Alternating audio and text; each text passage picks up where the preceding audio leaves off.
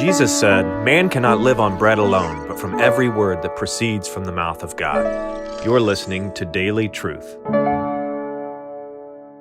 Psalm 119, verse 16. I will delight. I will delight in your statutes.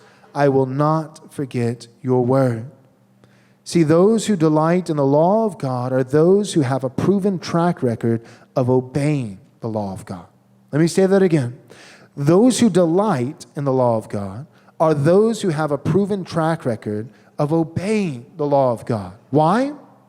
It's because those who have obeyed God's law have experienced the good fruit of what obedience to God's law produces when it's put into practice.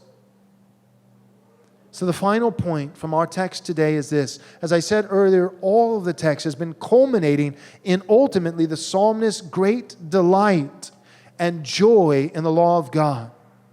A concept that sadly is foreign for many today, who only see God's law as drudgery, who only see it as burdensome. But the psalmist delights in the law of God. He loves God's law. And so the question is for us, as we seek to follow in the footsteps of the psalmist, to imitate his example of delighting in God's law. Not obedience by mere duty, but obedience by joy and delight. How can we come to delight in God's law? Well, the irony is a bit of a catch-22, is that we come to delight in obedience to God's law as we practice obedience to God's law. The way that you delight in the law of God is by seeing the effects of the law of God. But you will not see the good effect, the good result, the good fruit of God's law unless you obey God's law.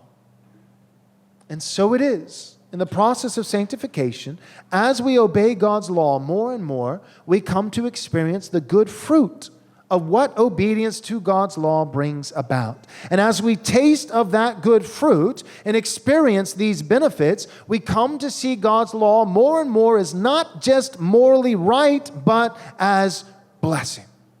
And we delight in the law of God even more, which drives us towards further obedience, which brings about more blessing. But again, as I said, this is a bit of a catch-22. So how do you start? If you've never obeyed the law of God before, you've never seen the good fruit, what is the initial starting place? The first incentive, if you will, for obeying the law of God. The first incentive, the first ounce of motive towards our obedience to the law of God is not that we have tasted the result of obedience. No, the first motive for obeying the law of God is the gospel. It is Christ's obedience to the law of God. It is God's love for us while we were yet sinners, when we had never obeyed the law of God. In the midst of our disobedience, in the midst of our failure, in the midst of our rebellion, in our worst possible state, very rarely would anyone die for a perfect man, though for a good man, one might possibly dare to die. But God shows His love for us in this: while we were in our worst state, our most dire state, while we were yet sinners, Christ died for us. He did not die for us because we were lovely, but He did die for us to make us lovely because we were loved. And it is His obedience to the Father, Christ's obedience, not ours, but Christ's perfect obedience to the law of God, that is the first incentive, the first motive for us to obey the law as well. Because God has loved me, I will trust Him. Because I trust Him and love Him, I'll obey Him. And as I obey, whoa, He was worth trusting. I was right to obey, because as I obey, His law produces life. It produces good fruit. And I desire to obey all the more. The gospel and the law working in conjunction, driving us towards Christ. The gospel is the wind in our sails. The law for the Christian is the rudder that directs the boat.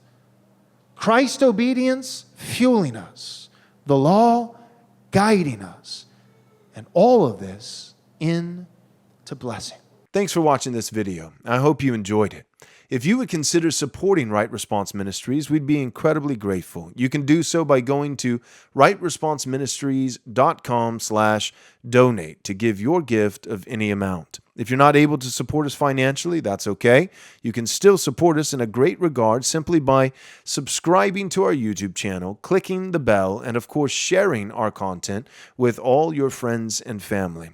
We can't do this without you, your support, and your prayers. So thank you.